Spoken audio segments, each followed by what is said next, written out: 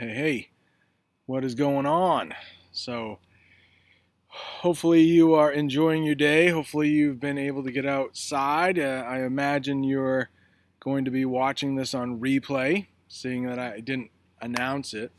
But tomorrow, there will be a quiz available. If you would like to take it, it will be there. It will be over the words that you are hopefully studying all week and last week. Whoa, it's a little windy out here. And there are some hornets around here, so I was chased off earlier by one. I hope I don't get chased off right now. But it's beautiful out, a little bit windy. But what I want to do is talk about that quiz for tomorrow.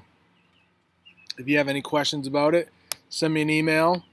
Maybe we can Zoom if you need to, or Google Hangout. Next week, we will do a mini lesson on Salem witch trials.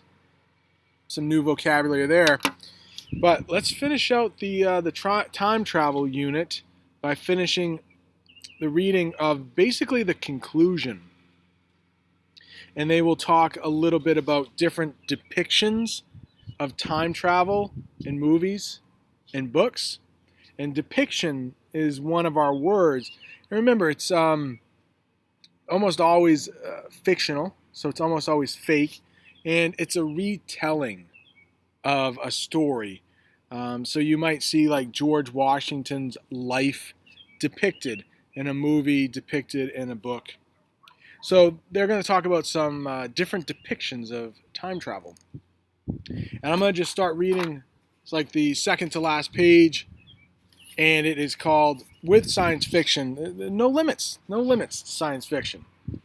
The first known science fiction story with this theme, and they're talking about time travel, The Clock That Went Backwards by Edward P. Mitchell, was published in 1881. Since then, thousands of tales, books, films, comic. I got to change the page, and now that it's windy, it's going to be kind of tough.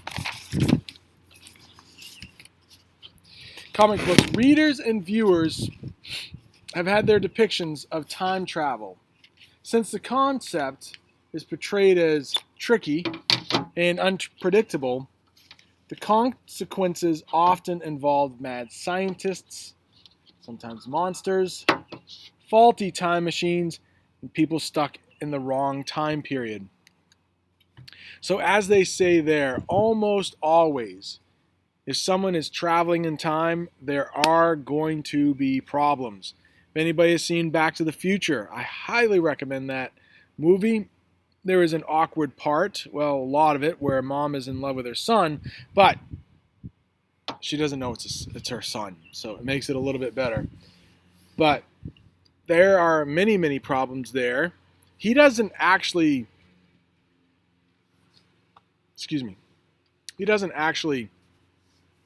kill his own grandfather, as in the grandfather paradox. There is a paradox. His mom, the main character Marty, his mom is supposed to fall in love with his dad. And they have 3 children. And of course, he's one of them. Well, he interrupts that. He alters time, making it so that his mom doesn't fall in love with his dad. What was it, 18 years before or something like that? But the mom actually falls in love with her own son. Again, she doesn't know that it's her son. But there's a lot of faulty problems there. The time machine doesn't work all the time. He's messed up time. So we'll talk about that in this last paragraph of this article, which I think was very challenging. Other mechanisms take time travelers backwards and forwards. Devices include phones, gadgets, watches, photographs, willpower, and an old book. Time machine devices include a police telephone booth in the British science fiction television program Doctor Who. It allows the main character to move through time to stop evil. In the 1985 movie Back to the Future, the lead character, a teenager named Marty McFly, travels from the 1980s to 1955 in a car rigged as a time machine. Marty's hope is to change his family's past in order to create a better future. In the television episodes of Star Trek, crew members reach other ages with a built-in warp speed drive that breaks the time-light barrier. In one episode of Superman, a comic book, TV, and film, a comic book, TV, and film character created in the 1930s, the hero flies backwards around the Earth as a human time machine. This reverses events and brings his friend Lois Lane back to life. Will time travel ever happen? Who knows? Most important is to keep an open mind and a sense of wonder. So I stumbled over that Superman thing for two reasons. One, it wasn't an episode of anything. It was actually a whole movie. I think it's Superman 3. Excuse me. Way back in the day. And even people in like the early 1980s thought that was super lame. That there was a big plot point. His best friend, kind of girlfriend, Lois Lane, dies. And so during the movie, you're thinking, oh, wow, that's a huge turning point in Superman's life. And then he just flies backwards around Earth, making the Earth go like in reverse rotation, making time go backwards. It was pretty lame. Not a lot of people like that. But that did happen. So hopefully after reading this article and also reading it along with me, you know a little bit more about time travel. If I were you, I would use the rest of your 10 minutes, I think this will be about a 7-minute video or so, to study for tomorrow's test. Use Quizlet.